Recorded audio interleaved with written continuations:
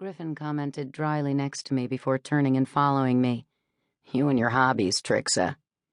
Yeah, great. I'm hungry. Let's go. That would be Zeke. Griffin Reese and Zeke Hawkins.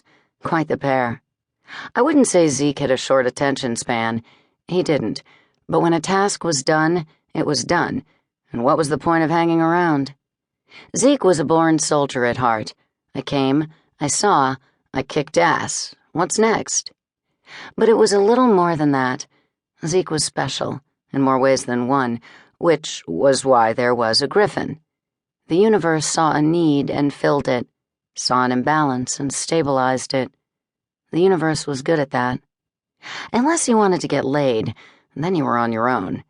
It was the downside of putting business before pleasure. But this was a pleasure, too, and I was cheered as I stood at the side of two boys I'd watched grow to men, and we watched the smoke billow. Family came in all shapes and sizes. It even sometimes showed up dumpster diving outside your bar.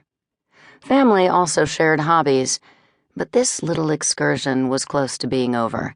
Time to go. I turned and ran, vaulting over the low chain-link fence that surrounded the dirt and gravel vacant lot next to the club. Running across the street, I hopped over the door to Griffin's car and into the back seat. He had an old convertible. I'd no idea what make. It was old, big as a tank, and with an engine that would have been better suited in a jet. It was great for fast getaways, and even better for mowing down whatever unholy thing playing crossing guard might stand in the way of your escape. As the sirens began far away, I turned and pillowed my arms on the back of the seat, ignored the dig of a slight rip in the upholstery under my skin, and watched the fire recede into the distance. I didn't ask them to put the top up in the 50-degree weather. I loved the bite of chill air against my skin, and I didn't need to look up front to know Griffin was driving. Zeke didn't take to driving too well. If he wanted to go, he went. Red light? Stop sign? What did that have to do with anything when you were following a demon? Hellspawn trumped traffic codes.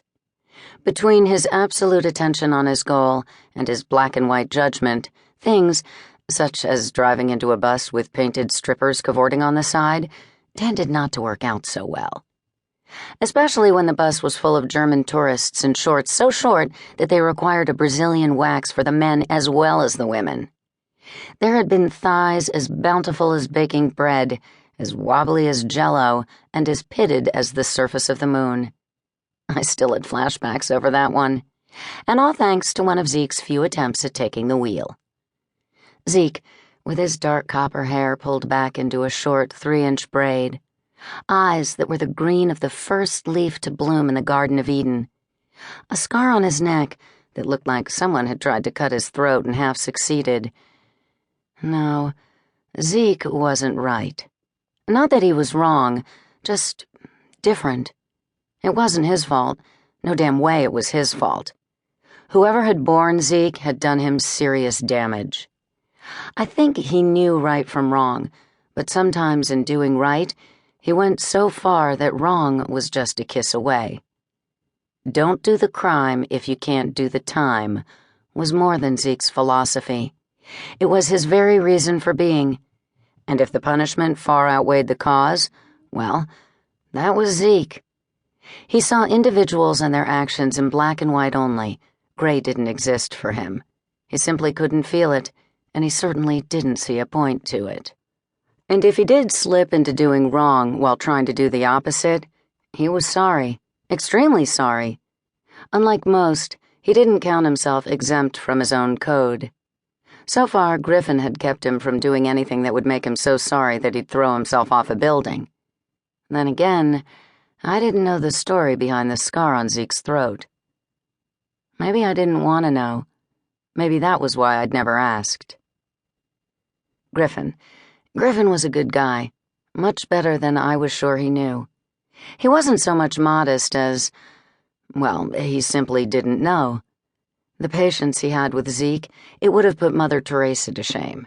He had thick, straight, pale blonde hair that fell just past the bottoms of his ears. He kept it parted in the middle, and when he bowed his head, it hung like a curtain hiding blue eyes. Pacific blue,